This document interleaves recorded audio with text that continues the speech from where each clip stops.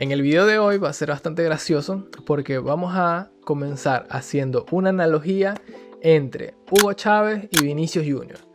Y se podrán preguntar, ¿qué coño tiene que ver una cosa con la otra? ¿Qué coño tiene que ver el dictador de Venezuela con uno de los mejores jugadores que ha tenido la selección brasileña en los últimos años? Pues yo soy venezolano y el editor también es venezolano. Nosotros crecimos en una Venezuela en donde nosotros se nos llamaba escuálidos, se nos llamaba una palabra que honestamente no sé de dónde viene, nos llamaban majunches. Me imagino que es alguna palabra originaria de Venezuela. Pero, en fin, Chávez estaba muy acostumbrado a insultarnos, estaba muy acostumbrado a tener ese aire de superioridad porque es que no habían leyes, él había destruido todo. No había ningún ente que lo pudiera censurar, él era él. Si el diablo se pone cómico, lo invito cordialmente a tomarse un café. O sea, era la definición de la persona en Venezuela. Así que nosotros nos acostumbramos, de hecho, a escuchar este tipo de insultos hacia nosotros hasta que los normalizamos. Pero no es la normalización lo que quiero hablar el día de hoy, sino precisamente la defensa que hacían estas personas que estaban en su entorno, que eran oficialistas, que eran pro al gobierno, hacia los que no pensaban como él, que no necesariamente eran opositores, no necesariamente estaban de acuerdo con la posición política en Venezuela, sino más que todo esta defensa acérrima a todo lo que Chávez hacía, aun si estuviera mal. Y es que Chávez no solamente destruyó todo el sistema político, todo el sistema democrático de Venezuela, sino que a personas, por ejemplo, como Franklin Brito, que en 2007, si mal no recuerdo, entró en una huelga de hambre porque le expropiaron sus tierras. Chávez decidió, en vez de entrar en hacer las paces con una persona a la que él necesariamente le había hecho daño, prefirió insultarlo en cadena nacional. Prefirió que todos sus afines hablaran mal de él como si él estuviera haciendo algo terrible cuando simplemente estaba utilizando una de las estrategias de protesta más antiguas que existe, que es simplemente la huelga de hambre. Al final, Franklin Brito muere y queda como anécdota. Queda como anécdota porque a Chávez le sabía culo el hacer de los opositores. Le sabía culo si estaba dañando a quien sea. Al final, su idea era más importante que cualquier cosa. Que al final la idea del socialismo del siglo XXI se transformó en simplemente hacerse billonario. ¿Cómo hago la conexión con Vinicius Junior? Porque para los inicios de 2020, Vinicius Junior vino de Brasil, jugó más o menos las primeras temporadas y de repente comenzó a meter los goles más importantes del Real Madrid para ganar Champions. Pasó de ser un don nadie a tener 2 Champions. Y eso lo llevó a un punto de fama que yo honestamente siento que él no supo controlar por mucho tiempo. Porque era muy problemático dentro del campo. Dentro del campo hacía problemas con todo mundo. Y los defensores sabían que si se metían con Vini, lo sacaban del juego. Y entonces no tenía un buen juego y lo más probable es que no hubiera peligro en el ataque. Entonces la idea era sacarlo de sus casillas para que él formara un problema. Y entonces se generaba este círculo vicioso donde ya a Vini se le veía como una persona problemática, cuando al final seguramente es que no podía manejar su temperamento en el campo del juego. Una cosa que ha mejorado en los últimos años, pero en fin, esto causó que por su color de piel se le comenzaran a decir muchos insultos. Y ahí es donde viene mi conexión con lo que ocurrió con Chávez, donde había un bando que lo atacaba por ser problemático y los seguidores del Madrid lo defendían. No importa que fuera problemático, no importa que golpeara a los adversarios, porque varias veces lo hizo y varias veces no, le sacaron tarjeta roja. Y tenemos entonces el otro lado que le hacía insultos racistas y obviamente había muchas personas en contra de los insultos racistas, que son justamente los que estaban a favor de Vini, y quienes estaban en contra de Vini como persona estaban a favor de los insultos racistas.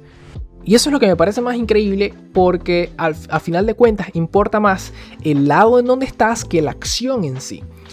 Normalmente tú estarías en contra del racismo. Normalmente tú dirías no al racismo, no se le puede insultar a una persona por su color de piel, no se le puede quitar el trabajo a una persona por su color de piel y los insultos racistas están muy mal. Pero si esta persona te cae mal, entonces ok, un poquito más laxa es la cosa. Ah, bueno, dejémoslo pasar, no pasa nada de que a Vini le llamen mono. Es que es absurdo. Y entonces esa es la conexión que hago con Chávez y el oficialismo, que sus seguidores defendían cualquier cosa que en otra condición no lo hubieran defendido. Si ellos fueron los insultados, la verdad que el que le llamen escuálidos no les hubiera gustado.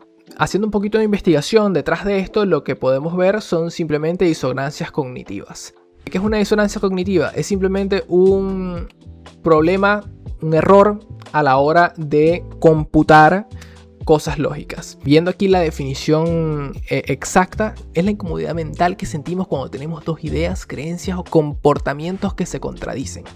Bueno, aquí hay un ejemplo clásico, que es una persona que fuma mucho, fuma todos los días, pero sabe que eso causa cáncer. Entonces tiene varias formas de afrontar esta idea, la idea de seguir fumando, o la adicción, y es dejar de fumar, no hacerlo, o encontrar saltos lógicos donde puedes decir, bueno, pero yo tengo un vecino que fumó hasta los 90 años y no le pasó nada. Claro que eso obviamente es una falacia y hay ciertos problemas de lógica en ello, pero es esta incomodidad mental al saber que una cosa, sabes que una cosa está mal, pero no puedes parar, entonces tienes que buscar una alternativa. Por otro lado tenemos, por ejemplo, el sesgo de confirmación, que el sesgo de confirmación, como dice la definición, es la tendencia a buscar, recordar o interpretar información de manera que confirme lo que ya creemos. Y sí, si por ejemplo los fanáticos de Chávez en su momento vieran canales de oposición, tendrían una visión mucho más abierta y mucho más crítica a lo que era su líder y su presidente. Necesariamente veían el canal del Estado porque es que necesitaban ver noticias que apoyaran a su presidente, que apoyaran a su idea, que no se desviaran de la idea que ya tenían. Y este sesgo de confirmación es simplemente uno de los tantos sesgos cognitivos que hay. Entre ellos está el sesgo de disponibilidad, donde juzgamos la frecuencia o probabilidad de algo según qué tan fácil se nos viene a la mente. Que por ejemplo, si vemos muchas noticias de accidentes de aviones, pues vamos a pensar que los accidentes de aviones son horribles y es mucho más peligroso estar en un avión que estar en un auto. Está el sesgo de anclaje. La primera información recibida influye excesivamente en nuestro juicio. Por ejemplo, un auto parece primero a 50.000 y luego lo rebajan a 40.000 y nos parece un carrazo, un superauto, aunque originalmente su precio era de 35.000. En fin, todos estos sesgos cognitivos ayudan a que precisamente la mente no dé pasos lógicos a la hora de tomar una decisión, a la hora de decidir en qué bando estás. Y el problema es que todos estamos susceptibles a que esto nos ocurra. Y lo más gracioso, pero claro, no es en términos de historia mundial no es gracioso, y es que en mi mente yo pude conectar lo que ocurrió con Chávez, lo que ocurrió con Vini, con lo que ocurrió aquí en Alemania en la Segunda Guerra Mundial, porque acá hubo una presión mediática bastante fuerte hacia lo que era el problema judío, y es que a los judíos se les culpaba de todo lo que ocurría en la sociedad, de que todo el problema económico que ocurría era por ellos, de que ellos estaban ensuciando la raza, y es que ya teníamos un problema de raza importante, pero la persona común ya utilizaba al judío como chivo expiatorio para todos los problemas del día a día. Entonces, teniendo un sesgo de confirmación, teniendo ya sesgo cognitivo, podríamos pensar de que estas personas apoyaban a lo que estaba ocurriendo acá con los judíos, porque no era secreto para nadie que estaban persiguiendo a los judíos activamente. Permitieron todo lo que ocurrió acá. Permitieron lo que ocurrió porque los nazis pudieron hacer todo lo que hicieron de manera totalmente libre. No hubo ningún tipo de contrapropuesta de la sociedad y permitieron que los nazis hicieran un holocausto y asesinaran a 6 millones de judíos aproximadamente. Que ya luego haremos otro video analizando esto de los números en la guerra, de los números de los desaparecidos. Porque mencionamos 6 millones de judíos aproximadamente porque es un número redondo, pero pudieron haber sido 6.500.000. Y entonces esas 500.000 vidas están perdidas en los números de la historia. Pero en fin, ese es otro tema.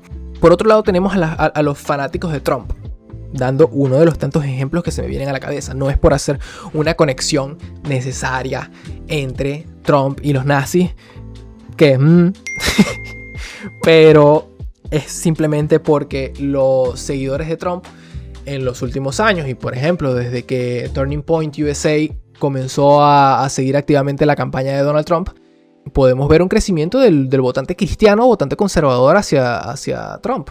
Ahí es donde quiero hacer el énfasis, en que son cristianos. Y entonces si tú eres cristiano y tú analizas la Biblia y tú ves todos las reglas, o sea, todos los factores morales que tienes que seguir como cristiano para llegar al cielo, parece bastante extraño que sigas a una persona como Donald Trump.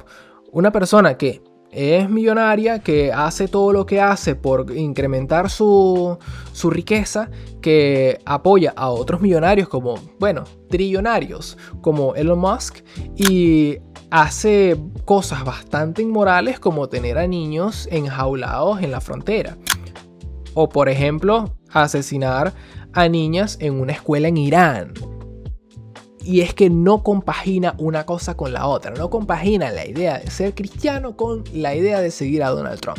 Pero como es tu líder, como está de tu lado y como que hay muchas personas que creen que Trump es el señor indicado por Dios en la tierra, entonces vamos a defenderlo. Ideas que normalmente no defenderías. Que si hubiera sido una Kamala Harris o un Joe Biden no lo hubieran seguido.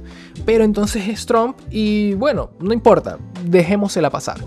Cuando si Jesús estuviera en la tierra no le dejara pasar ninguna de esas cosas. Pero en fin, ya esos son temas de psicología y temas de defender a los líderes. Por otro lado, como una pequeña conclusión hacia lo que es esta idea, tenemos a Zohran Mamdani en Nueva York. Zohran Mamdani está haciendo cosas increíbles por Nueva York. Está peleando activamente contra los ricos y haciendo propuestas que muchos podrían llamar populistas simplemente porque está ayudando al ciudadano común. Pero eso es lo que está haciendo. Está ayudando al ciudadano común con todo este tema de los buses gratis, de su social media donde sale con una bicicleta a andar por la calle y a saludar a la gente y a llenar los huecos de la calle. Y es que ¿qué más quieren que haga un fucking alcalde de Nueva York? ¿Qué más quieren? Que resuelva la deuda nacional. O sea, no sé, denle la presidencia a ver si lo logra. Pero tenemos un personaje como él, un personaje demócrata, un personaje que es abiertamente de izquierdas, que tiene sus problemas porque, por ejemplo, apoya al régimen de Maduro. Pero por otro lado, lo que está haciendo es lo mínimo que debería hacer un alcalde por su sociedad, por su ciudad. Pero quienes apoyan a Donald Trump ven a Zohran Mamdani como si fuera el anticristo en la tierra, cuando en mi parecer parece mucho más un Jesús que aparentemente sigue el Islam. En fin, ese es el tema de hoy. Es simplemente analizar cómo por psicología terminamos apoyando a líderes que objetivamente hacen cosas que no compaginan con nosotros, compaginan con nuestros ideales solamente porque están en nuestro grupo, un grupo al que sentimos que pertenecemos. Bueno, eso es todo. Hey, hola, suscríbete por favor, deja tu comentario y dale me gusta.